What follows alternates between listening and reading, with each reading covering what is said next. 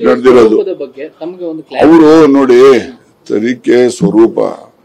ನಾನು ಗೃಹ ಮಂತ್ರಿಗಳ ಜೊತೆ ಚರ್ಚೆ ಮಾಡಿದ್ಮೇಲೆ ಅವ್ರು ಏನ್ ಹೇಳ್ತಾರೆ ಮತ್ತೆ ನಾನು ಹೇಳಿದ್ದು ಅವ್ರು ಕೇಳೋದಿಲ್ಲ. ಅವ್ರು ಏನ್ ಹೇಳ್ತಾರೆ, ಅವ್ರಿಗೆ ಆದಂತ ಇಲಾಖೆನಲ್ಲಿ ಕೆಲವು ಮಾಹಿತಿ ಎಲ್ಲ ತರಿಸ್ಕೊಂಡಿದ್ದಾರೆ ಈಗಾಗಲೇ.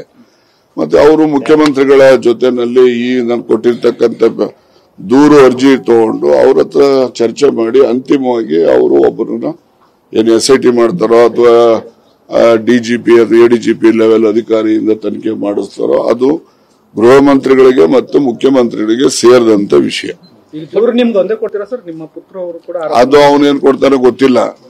ನನ್ನದು ನನಗಿರೋ ಮಾಹಿತಿ ಮತ್ತೆ ನನ್ನ ಕಡೆಯಿಂದ ಇರ್ತಕ್ಕಂಥ ಏನ್ ಮಾಹಿತಿ ಇದೆ ಅದು ಮಾತ್ರ ಕೊಡ್ತೀನಿ.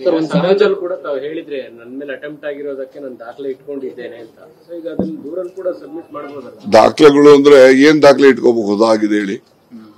ಇದು ಫೋನ್ದು ಇಲ್ಲ. ನಾನು ದಾಖಲೆ ಅಂತ ಹೇಳಿದ್ರೆ based on the CC camera ಮೇಲೆ ದಾಖಲೆ ಆಗುತ್ತೆ ಅಂತ ಅನ್ಕೊಂಡೆ. CC ಕ್ಯಾಮ್ರಾನೇ ಹಾಕಿಲ್ಲ ಅಂತ ಹೇಳಿ ಆಮೇಲೆ ಗೊತ್ತಾಯ್ತು.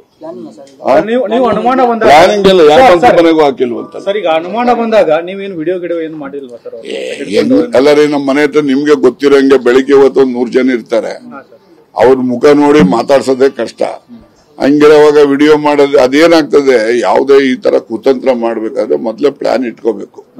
ಪ್ಲಾನ್ ಇಟ್ಕೊಂಡ್ರೆ ಆಲ್ ಆಫ್ ಎ ಸಡನ್ ಏನು ಮಾಡಕ್ಕಾಗಲ್ಲ. ಅದು ಮನುಷ್ಯನ ವೀಕ್ನೆಸ್ ಅಷ್ಟೇ. ಅದು ಅದರಿಂದ ದಯಮಾಡಿ ಆ ರೀತಿನಲ್ಲಿ ಏನಿಲ್ಲ, ಏನೆಲ್ಲ ನಡೆದಿದೆ ಅನ್ನೋದನ್ನು ಪ್ರಾಮಾಣಿಕವಾಗಿ ಹೇಳ್ತೀನಿ ಅಷ್ಟೇ.